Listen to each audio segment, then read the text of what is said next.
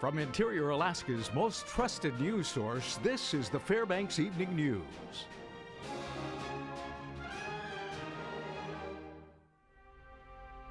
Good evening. Thank you for joining us. Our top story, a 27-year-old Fairbanks man pleaded guilty yesterday to felony third-degree assault charges in connection with injuries to a child. James Cook was accused of hurting his ex-girlfriend's 3-year-old son.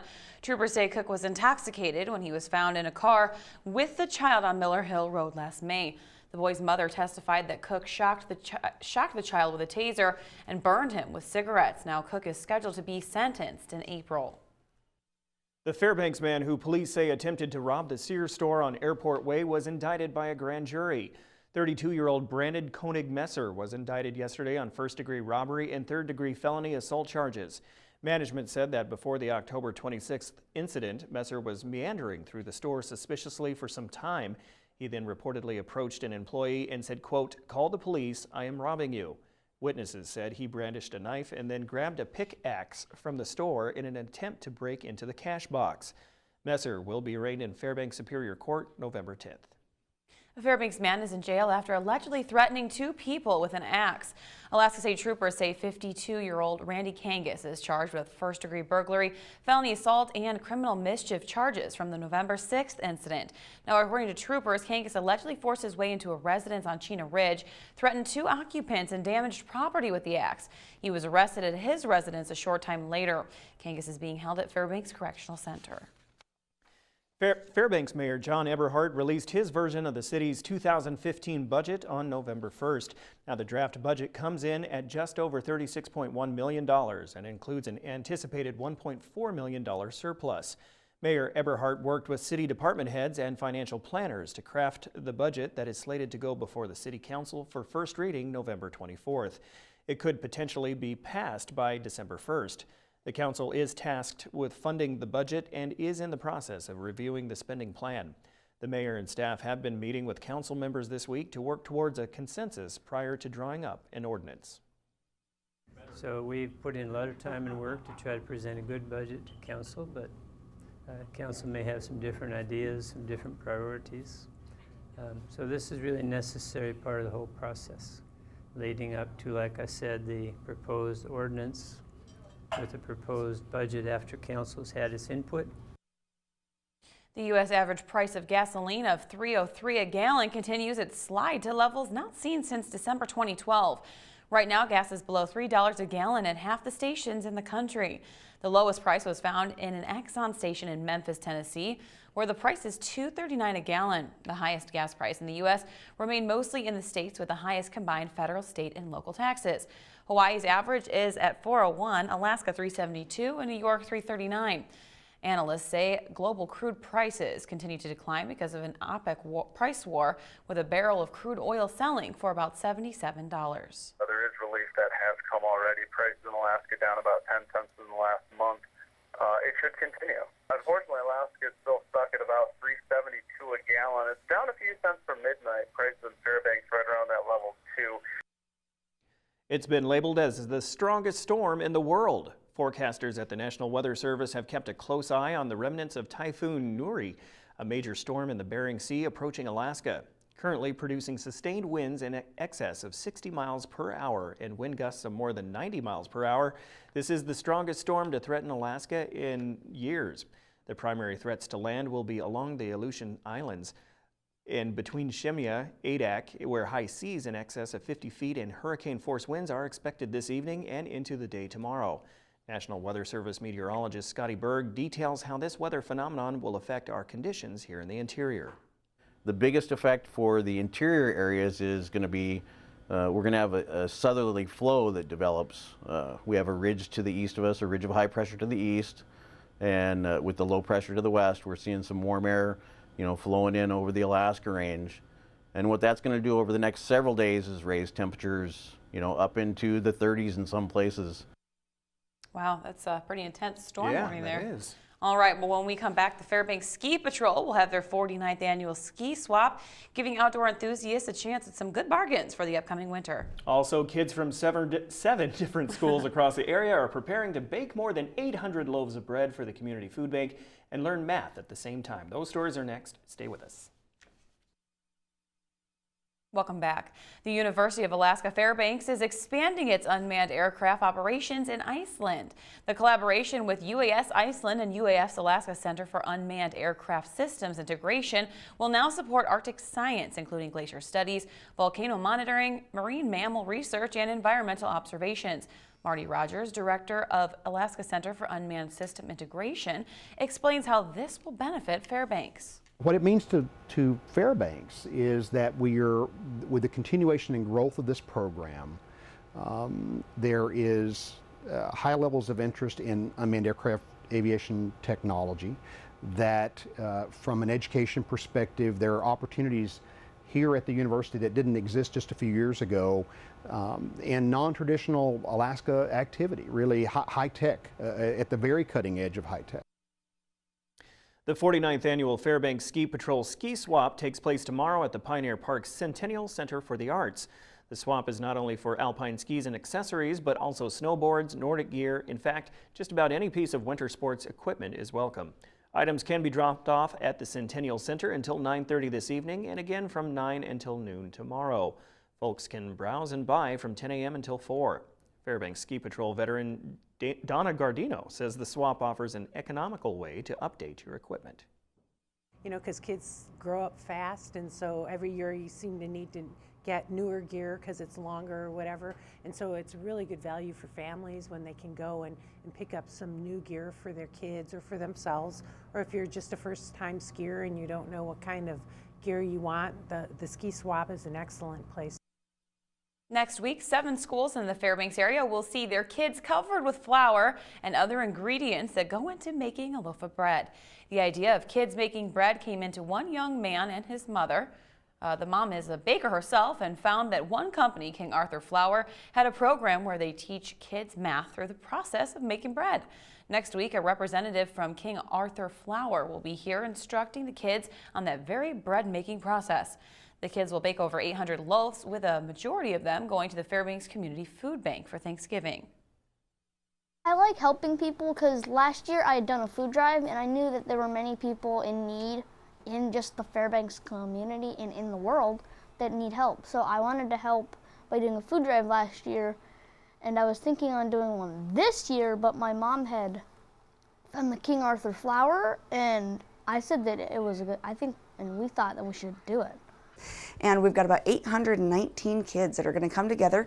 King Arthur Flour is shipping up a person to teach the kids how to make bread, and also all of the supplies, so all of the flour and the yeast, all the dry supplies. And he's going to teach the kids how to make bread, and then the kids are going to go home and bake 2 loaves, one for saving and one for themselves, and then one to share with the food bank. We'll visit the schools next week and have more on this worthy cause. Last night, the Rotary Sunrisers of Fairbanks held their annual wine tasting and silent auction, with all the proceeds directly funding equipment for the disabled.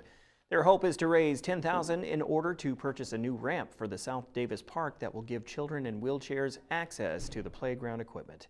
Rotarians and community members donated money through both silent and dessert auctions. The Purple Blues Band entertained the crowd while they sampled tapas and beverages provided by local distributors.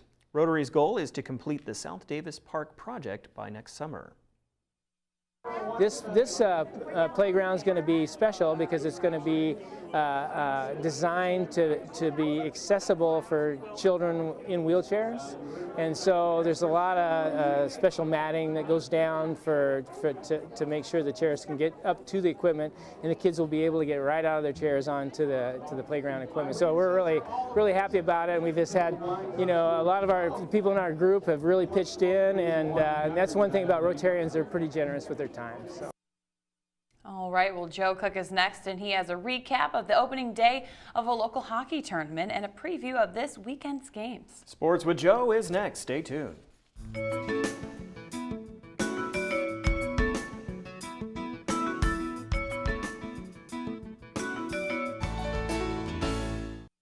Hello, Interior Alaska. Joe Cook here to get your weekend started with some Friday sports. The Hutchinson Hitman Invitational Hockey Tournament ended an exciting first day of action on Thursday night. No lead is safe in this round robin. Monroe held off Delta 5-3 in the opener after a late rally from the Huskies in the third period. Well, the Glen Allen Panthers did the same against the Hutchinson Hawks. Hutchinson was just running away with the game, leading 6-1. in the beginning of the third, but Glen Allen, they flipped the switch. The Panthers scored 4 unanswered in about 2 minutes to make it a 6-5 game. Jordan Sundergaard had a game-high 4 goals, including 2 in 15 seconds. But the defending Greatland State champion Hawks regrouped and got the all-important insurance goal with 8 minutes left by senior Brandon Rustad, who scored twice. He added a helper as well as part of his 4-point game, leading 4 other Hawks players who had multi-point games. Hutchinson survives with a 7-5 win. The Rams and Panthers play today, while Delta and Hutch have the night game. Saturday, Delta will play Glen Allen at 3 p.m., and Monroe and Hutch will battle at 5:15 at the Patty Center. And down in Anchorage, 2 interior teams lost their season openers. West Valley fell in overtime to Service 3-2. The Wolfpack were up 2-1 in the third before Jack Martinson forced the extra period. Then Brandon Vukinson scored the game winner at the 2:44 mark for Service. Gabe Rankin and Stanley Skolrosi and Stashi Skolrosi scored for the Pack. Lathrop lost to West Anchorage 3-1. The Mallions were up 1-0 after Arthur Edrin's power play goal in the second period. The Eagles scored 3 unanswered to win it. West outshot the Mutes 45-16. Lathrop faces Diamond tonight, while West Valley would take on defending state champion South Anchorage. Staying with prep sports, the high school wrestling season is in full swing. Allison and Hutchinson are in Houston High School for the Houston Invitational Wrestling Tournament. The 4A teams, they started wrestling practice last Wednesday, and the 3A teams have been competing in tournaments and matches since October 16th. Hutchinson and Allison were in last weekend's Lime Solar ACS Wrestling Invitational. Jesse Roll of Hutch led all interior wrestlers with a 6th place finish in the 285-pound class. Next weekend will be the big local wrestling tournament hosted by the Hutchinson Hawks, the Hutchinson Meltdown. But before that tourney, West Valley will take on North Pole in their MAC season opening meet this coming Tuesday night at North Pole. A few local high school baseball players were picked to play in Arizona for the Under Armour Baseball Factory. Lathrop's Ryan Purdue was selected after trying out in July in Anchorage for this weekend's tournament camp. West Valley's Trent Shue and Jake Kriegel will go in December. The Under Armour Baseball Factory is in its 20th year and has trained many MLB players who wind up getting drafted as well. Purdue will be joined by players from Ketchikan and South Anchorage for this weekend's tournament and camp. Monroe standout and Alaska State Gatorade Player of the Year from last year, Scooter Bynum, was in this same camp last year. Players from all over the country compete in the training and competition camp, which started Thursday and runs through Monday. This weekend, you can get your fill of local sports events in the interior. Tomorrow at noon, get your first look at the UAF women's basketball team at noon in the Patty for the exhibition with the alumni. The MAC volleyball title game begins at 1 p.m. at Lathrop High School. At 3 p.m., UAF and UAA will clash in a rivalry volleyball match. Also, the Yukon Title Classic runs through Sunday at the Fairbanks Curling Club. Teams are competing for $3,600. And then nightcap, the Alaska Natic hockey team will take on Bowling Green in Game 2 of their series. And at 7:30, the Fairbanks Ice Dogs will wrap up their weekend series with the Kenai River Brown Bears at the Big Dipper. For the full weekend sports schedule, visit the sports page on Webster11.com. It's Friday, so we wrap things up with the play of the week, and it comes from the hockey rink and the swimming pool. We have another tie for the POTW, if you will. Monroe's Dylan Steele finds teammate Matthias Shumagala. That's a junior to freshman connection there for a goal in last weekend's hockey jamboree. Also getting into top play honors is the North Pole boys 400-yard freestyle relay team. They won by 7/100ths of a second over Lathrop in the Region 6 championships last weekend. Joshua Handelin gets the wall first. To pick the next play of the week for Friday's top play, watch for the I-5, the interior top 5 plays on Mondays during the weekend recap. And that'll do it for sports at 6. But come back tonight for hockey highlights and more in the Sports Nightcap. Mike Schultz is next with your full weather forecast, and we'll catch you next time. Hey everyone, welcome back into the Fairbanks Evening News. I know it sounds like a broken record, but I'll tell you what, it was another beautiful day across the interior. Lots of sunshine, clear skies, a few clouds here and there. That's about it. Temperature is starting to warm up a little bit, all because of that big storm out in the Bering Sea. We'll tell you about that in just a little bit. Let's go to our photograph for tonight and show you what this one looks like. This is a beautiful photograph seen by Ramiro Carrasco. As you can see, morning blaze. Look at the colors once again, the oranges and the reds and the blue. I mean, the oranges, reds, and the reds and yellows. All the colors there, beautiful. And as always, if you have a photograph you want to share, by all means, send it to photos@ktvf11.com. Speaking of photos, it's out. We've been telling you about it. The Fab Photo Calendar for 2015 is out. You can pick it up at places for free, like a 907 Organic Hair Care or Pollen Environmental, just to name a few. Lots of folks involved with it, and they're all over town. So If you get a chance, pick it up and see what it looks like. You'll be very happy with it, I think. Here's what our numbers look like on the almanac. As you can see here, we're looking at 10 degrees currently after a high of 19 degrees. The overnight low last night, 10 degrees. Record high 40. That was set in 1976. 35 below in 1956. Sunrise at 9:04 this morning. Sunset at 4:07 this afternoon, which gives us a little more than 7 hours of daylight. That's a loss of 6.5 minutes from yesterday. On the satellite and radar, you can see a little bit of a circulation once again down in the Bering Sea, the Gulf of Alaska. I should say this is not the big storm we're talking about. That one is way off to the west here. You can just see the outer edges of it as the satellite starts to go to its last photograph there. Elsewhere, we see showers moving across southeast Alaska, and that is the big news. And of course, the big news is even more winds out along the Aleutian chain, as we had in that report earlier, gusting as high as 90 miles an hour around the Shemya area. But back in the mainland, showers around Juneau, Ketchikan, also showers once again in Anchorage, 32 degrees there. Kodiak showers in 45. Cold Bay, more rain showers, 34. But look at the temperatures, very warm. That warm southerly flow coming up, but not quite to the north slope. 2 degrees below zero at Barrow, and Fort Yukon at 3 degrees above. Lower 48 weather, a very quiet weather pattern there too. As you can see, no more rain to talk about anywhere. 71 degrees in Denver, 78 Las Vegas, 70 degrees in San Francisco. Dallas not quite 70 degrees. Elsewhere over the northeast, looking at the showers moving out, but still cool around New York, 52 degrees, and New Orleans, 65. Now there's a change taking place because of that big storm out over the west. That's going to be helping to drive a lot of cold air in from the northwest, and that's going to be resulting in some record-breaking temperatures. Look at this cold air next week. The polar vortex back in the news once again, as it'll sink south and bring some very chilly temperatures over the eastern half of the country, but still remaining quite warm and dry over to the west.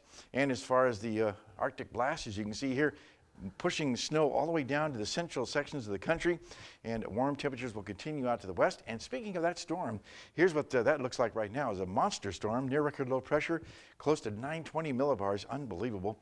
Hurricane force winds like gusting 90 miles an hour, and seas close to 50 feet, unbelievable.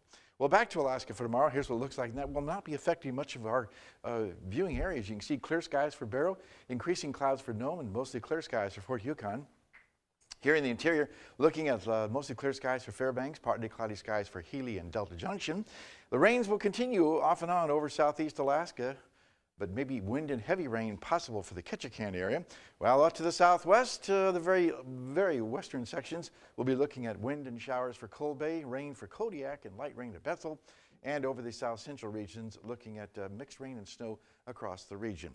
Okay, it's a Friday night, which means it's time for our winter trails report. As you can see here, it's looking like a great weekend, but still no real accumulation of any snow. Means outdoor activities are basically at a minimum. So why not check out that ski swap? That's a good idea. And no extended forecast is calling for not any indication of any snow right on through next Wednesday. How about that?